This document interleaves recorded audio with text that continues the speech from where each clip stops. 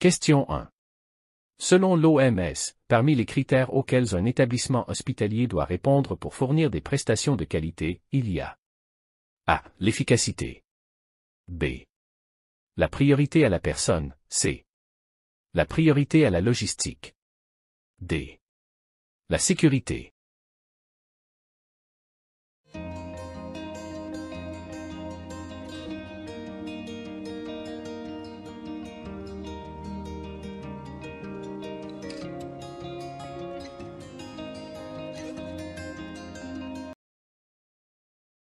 La réponse. A. L'efficacité. B. La priorité à la personne. C.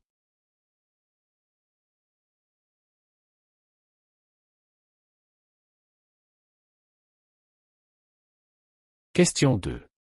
La planification sanitaire permet de A. Clarifier les rôles et partager la vision, la mission, les objectifs et les activités. B. Résoudre des problèmes et satisfaire des besoins. C. Améliorer les résultats et rationaliser l'utilisation des ressources. D. Fournir un point de référence permettant de mesurer les progrès.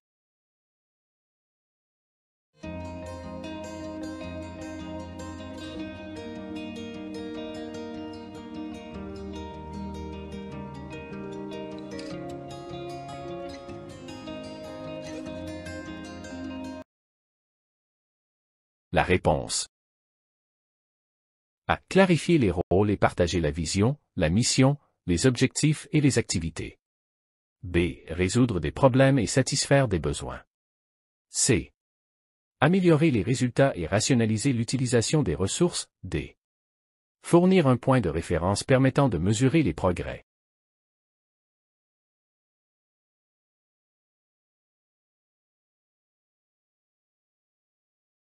Question 3. L'analyse et l'identification des problèmes de santé. A. Est la première étape avant toute planification. B. Permet d'identifier les besoins de l'établissement sanitaire. C. Repose uniquement sur des méthodes quantitatives. D. Sollicite la participation de la communauté.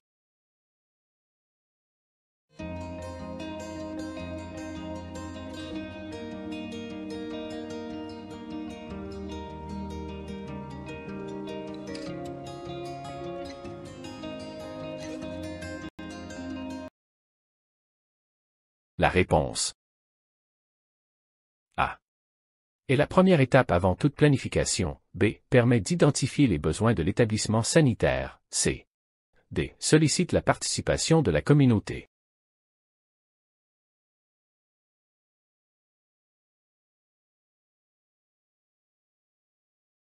Question 4. Parmi les critères de priorisation d'un plan figurant dans le processus de planification, il y a A. La vulnérabilité. B. La pertinence. C. L'efficacité. D. L'importance.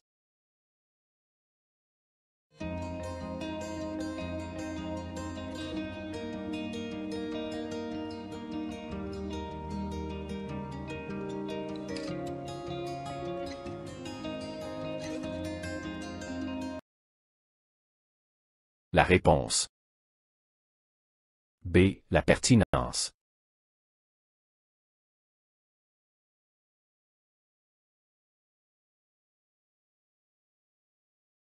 Question 5. Les indicateurs de santé sont utilisés pour A. Élaborer les plans d'action. B. Identifier les domaines nécessitant des améliorations. C. Suivre les tendances en matière de santé au fil du temps. D. Comparer les performances entre différentes régions ou pays.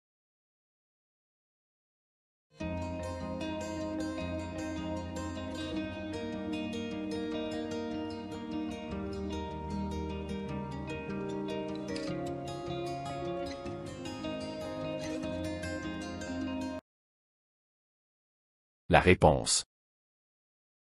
A. Élaborer les plans d'action. B.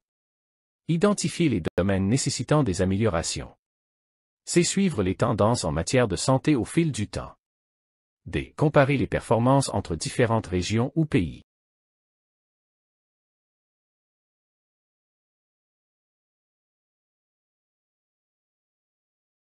Question 6. Les indicateurs peuvent être classés selon le niveau systémique en A. Indicateurs qualitatifs et quantitatifs. B. Indicateurs simples et composés. C. Indicateurs de processus. D. Indicateurs de résultats.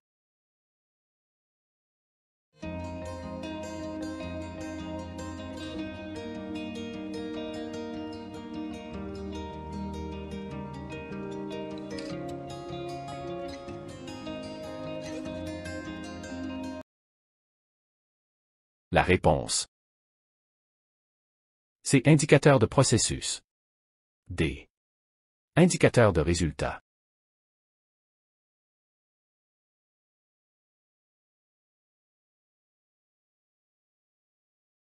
Question 7. Parmi les fonctions primaires d'un tableau de bord, il y a A. L'information sur les actualités et les performances est suivie des progrès par rapport aux objectifs. B. L'analyse des écarts et des tendances. C. La résolution des problèmes. D. La prise de décision. Et matérielle et financière.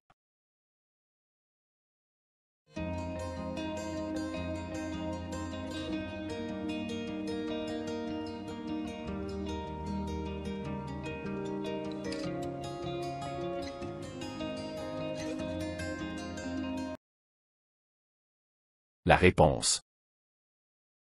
A. L'information sur les actualités et les performances est suivie des progrès par rapport aux objectifs. B. L'analyse des écarts et des tendances. La prise de décision. Et matérielle et financière.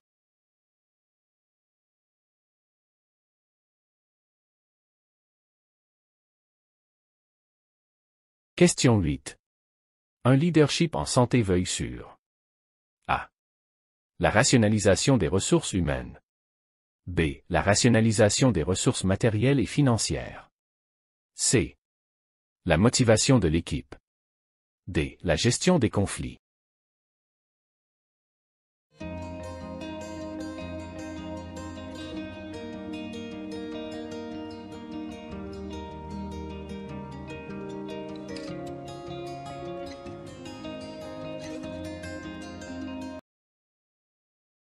La réponse. A. La rationalisation des ressources humaines. C. La motivation de l'équipe. D. La gestion des conflits.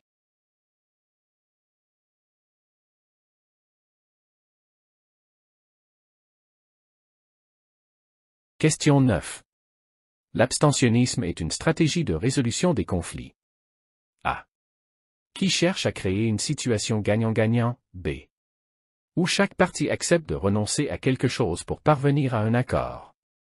C.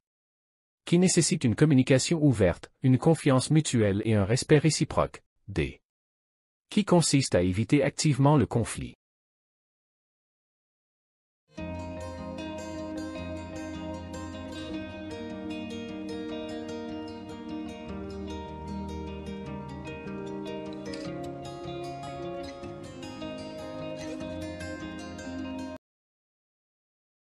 La réponse. Qui consiste à éviter activement le conflit.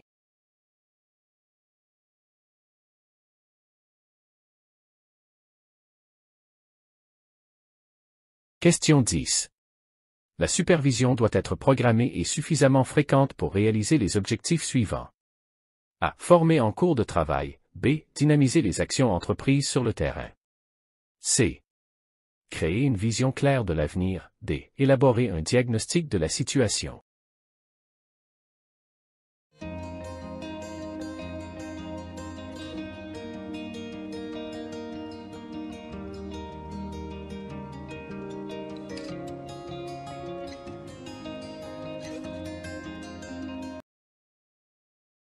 La réponse. A. Former en cours de travail. B. Dynamiser les actions entreprises sur le terrain.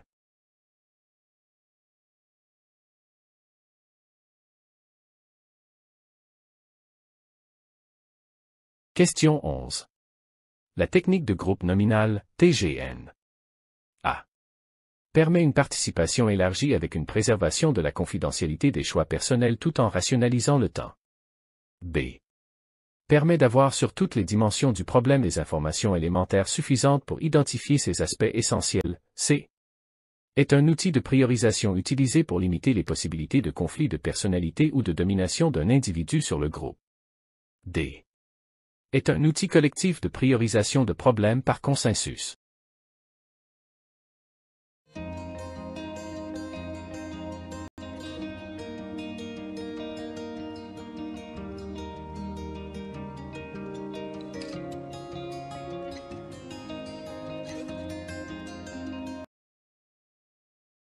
La réponse. A. Permet une participation élargie avec une préservation de la confidentialité des choix personnels tout en rationalisant le temps. C. Est un outil de priorisation utilisé pour limiter les possibilités de conflit de personnalité ou de domination d'un individu sur le groupe.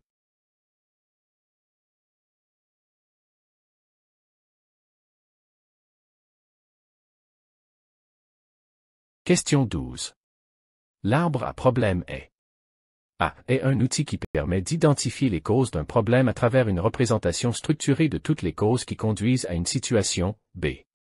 Est un outil méthodologique très simple, qui permet de schématiser pour mieux analyser une situation problématique. C. Permet d'avoir sur toutes les dimensions du problème des informations élémentaires suffisantes pour identifier ses aspects essentiels. D.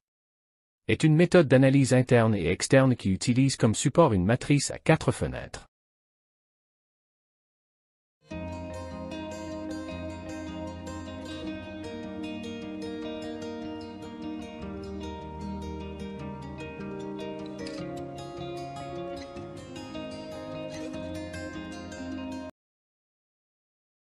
La réponse.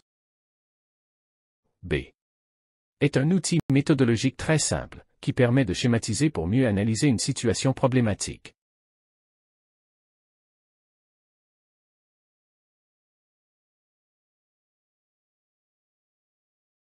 Question 13. Un objectif doit être A. Stratégique. B. Mesurable. C. Rentable. D. Tenable.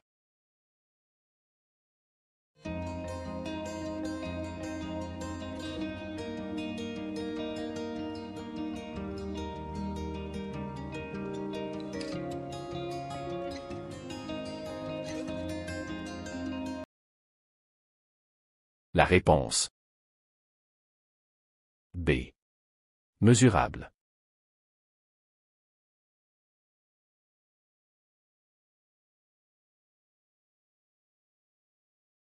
Question 14.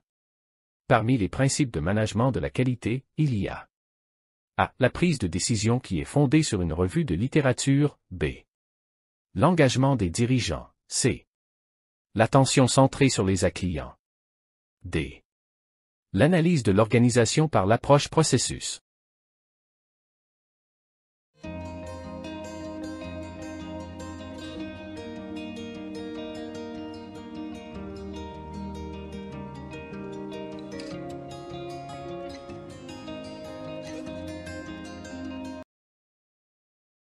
La réponse.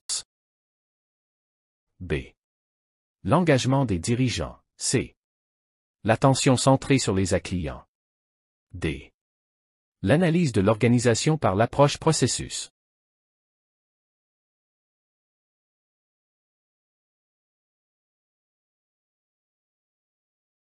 Question 15. L'implication du personnel est l'un des principes de management de la qualité, il permet A. Une forte implication du personnel dans les activités d'amélioration. B. Une amélioration de la satisfaction du personnel. C. Une amélioration de la confiance et de la collaboration à tous les niveaux de l'établissement. D. Une amélioration de l'intérêt porté aux valeurs partagées et à la culture à tous les niveaux de l'établissement.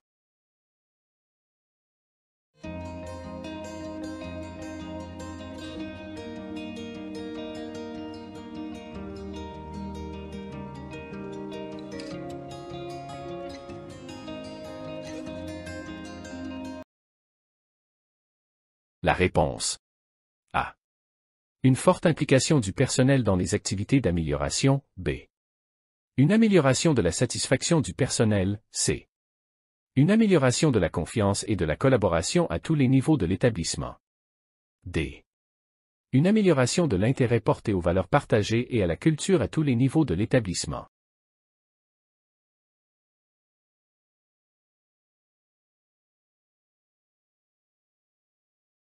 Question 16.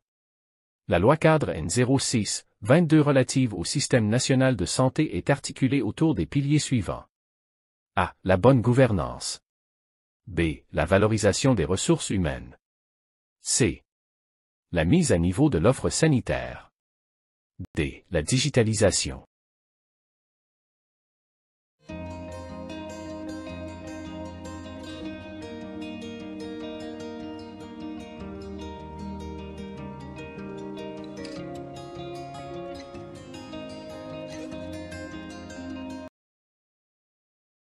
La réponse. A. La bonne gouvernance. B. La valorisation des ressources humaines. C. La mise à niveau de l'offre sanitaire. D. La digitalisation.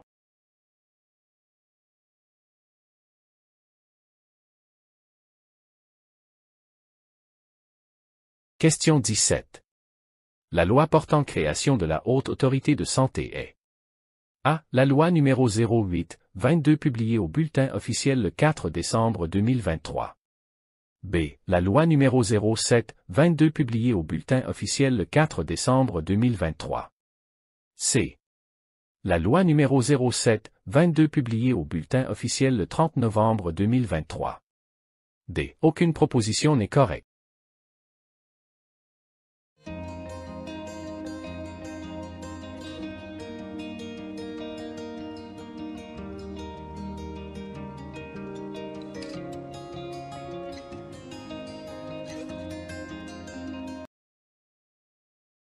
La réponse.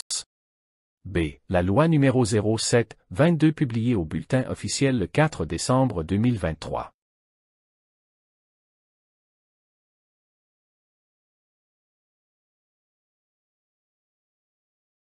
Question 18. Parmi les attributions de la Haute Autorité de Santé, on cite A. L'évaluation de la qualité des services fournis par le secteur public uniquement. B. Le suivi, l'analyse et l'évaluation des données épidémiologiques. C. L'élaboration des guides et des référentiels relatifs à la formation continue des professionnels de la santé. D. Toutes les propositions sont correctes.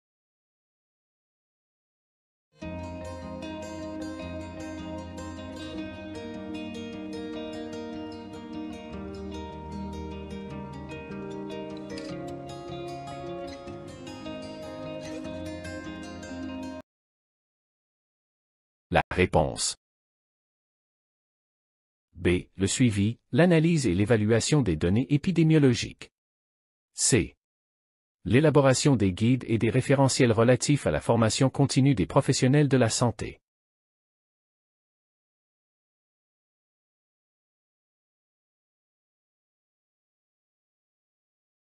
Question 19. Parmi les attributions des groupements sanitaires territoriaux, on cite A. La création de nouveaux établissements sanitaires. B. La surveillance des nouvelles épidémies. C. Garantir la formation continue au profit des professionnels de la santé. D. Toutes les propositions sont fausses.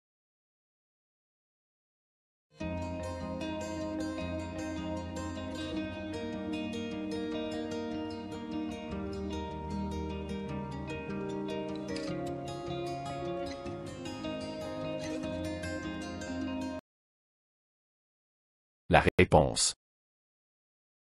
A. La création de nouveaux établissements sanitaires. B. La surveillance des nouvelles épidémies.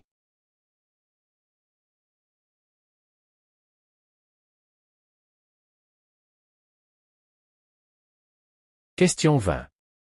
L'administration centrale du ministère de la Santé et de la Protection sociale comprend A. Le secrétariat général. B. La direction de la protection sociale des travailleurs. C.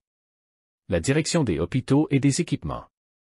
D. La direction de l'approvisionnement en médicaments et en produits de santé.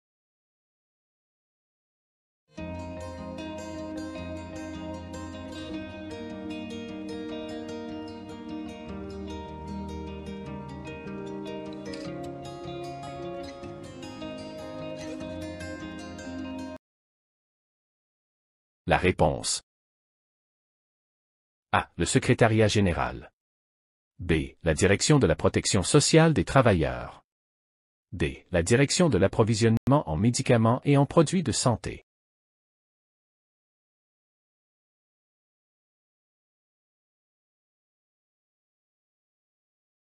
Question 21. L'administration centrale du ministère de la Santé et de la Protection sociale comprend A. 8 directions centrales. B. 9 directions centrales. C. Le secrétariat général et 9 directions centrales. D. 10 directions centrales.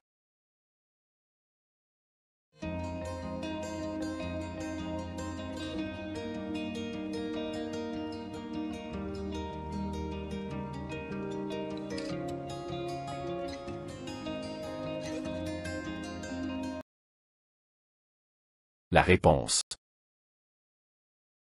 D. 10 directions centrales.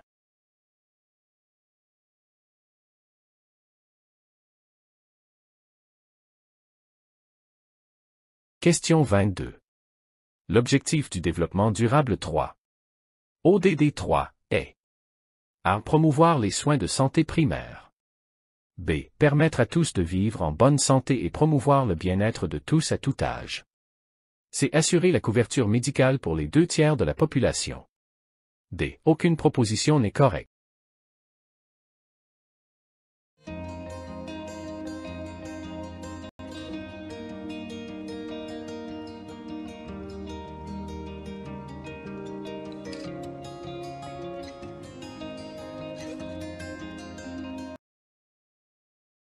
La réponse.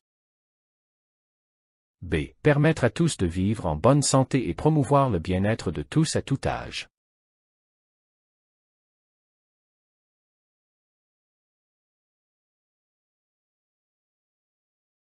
Question 25. Parmi les propositions suivantes, laquelle ou lesquelles ne figurent pas dans les cibles de l'ODD 3? A. Le recrutement du personnel. B. La gouvernance. C. La formation du personnel de santé. D. Aucune proposition n'est correcte.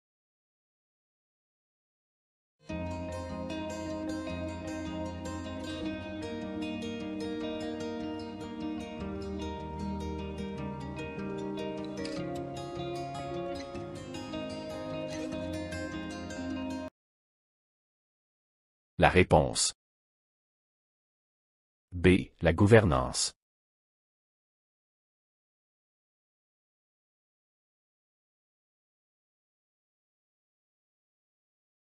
Question 26. Les instituts supérieurs des professions infirmières et techniques de santé. A. Sont en nombre de 24 instituts. B. Sont en nombre de 10 ISPIT sièges et 14 ISPIT annexes. C. Sont implantés au niveau des 12 régions du royaume. D. Relèvent des universités de l'enseignement.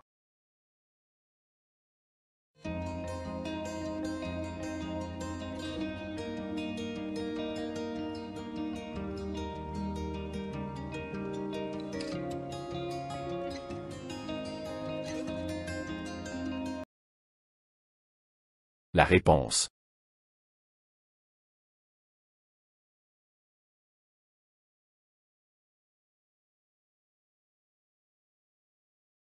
Question 27. Les instituts supérieurs des professions infirmières et techniques de santé. A. Ont été créés en 2014. B. Sont régis par la loi 01-00 portant organisation de l'enseignement supérieur. C. Ont été créés par le décret numéro 2-13-658. D. Ont pour mission la formation de base et la formation continue des professionnels de la santé.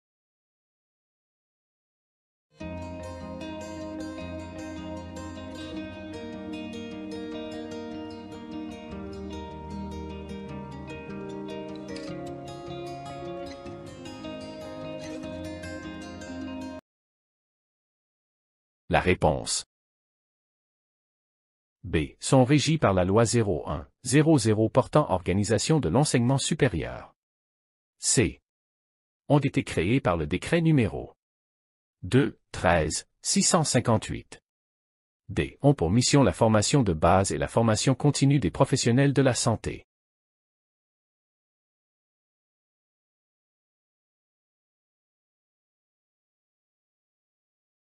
Question 26. Chaque direction régionale de la santé et de la protection sociale est composée de A. 3 services. B. 4 services. C. 5 services. D. 6 services.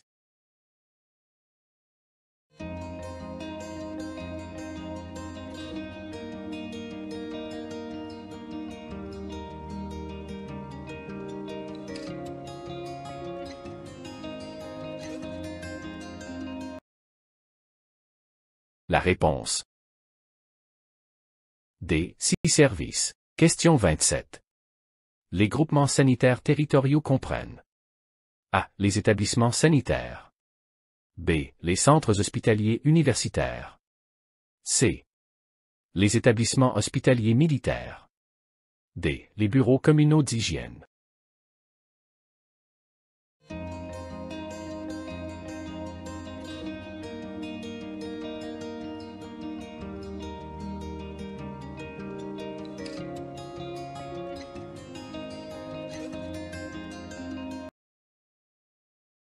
La réponse. A. Les établissements sanitaires. B. Les centres hospitaliers universitaires.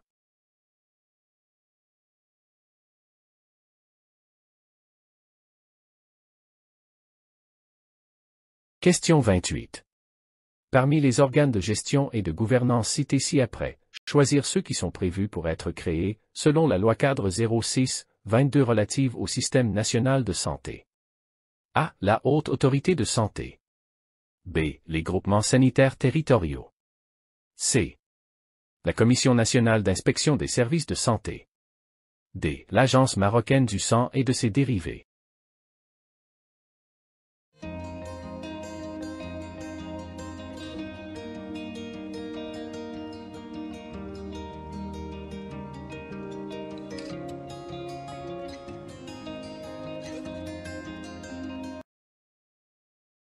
La réponse. A. La Haute Autorité de Santé. B. Les groupements sanitaires territoriaux. D. L'Agence marocaine du sang et de ses dérivés. Question 29. D'après la loi cadre 06-22 relative au système national de santé, les établissements de santé comprennent A. Les divers établissements, quel qu'en soit le régime juridique, organisés dans le but de contribuer à l'offre de soins. B. L'ensemble des institutions, des organismes, des actions et des ressources y affectées intervenant dans le domaine de la santé aussi bien dans le secteur public que dans le secteur privé. C. L'ensemble des structures intervenant directement dans l'offre des prestations de santé.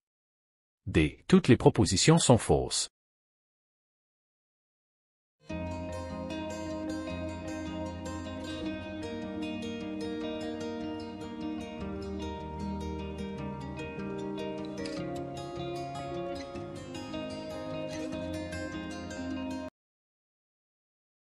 La réponse.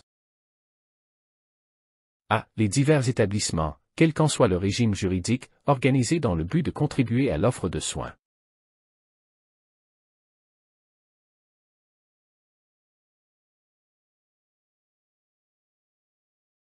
Question 30. En vue d'assurer l'amélioration continue de la qualité et de la sécurité des soins, la loi cadre juin 2022 relative en système national de santé prévoit d'instituer A. Un système d'accréditation des établissements de santé. B. Un système d'accréditation qui vise à porter une évaluation dépendante de la qualité des prestations des établissements de santé nationaux établis par la Haute Autorité de Santé. C. Un système d'accréditation des établissements de santé sur la base d'indicateurs, de critères et de référentiels. D. Toutes les propositions sont fausses.